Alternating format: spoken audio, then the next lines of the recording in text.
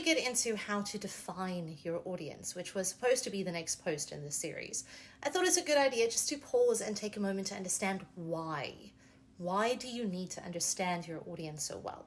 Remember, we're trying to build a brand on social media, and to do that, you need to remember who you are as a business, and you need to be able to communicate that to your audience in a way that helps them connect with your brand. To know who you are as a business, you need to know what your core values are. What does your business stand for? We did this in step 1. Once you know what your core values are, you need to combine those values with your unique selling points to create your first draft of your brand message. We did that in step 2.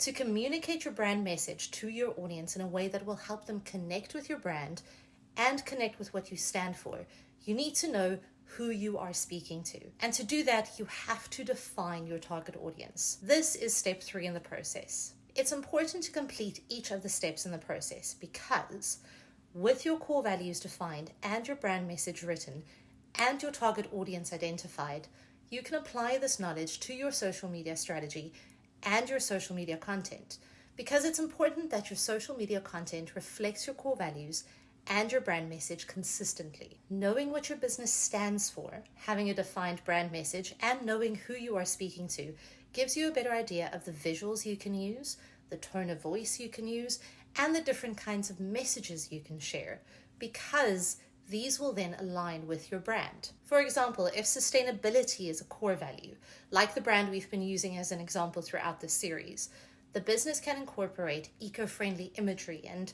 maintain a friendly, transparent tone that highlights their commitment to quality and sustainability. Remember, to build a brand, you need to give your audience a brand that they can connect with and will want to engage with. And sharing content that addresses your audience's interests and challenges, which is guided by your customer personas, and that is aligned with your brand, is a great place to start.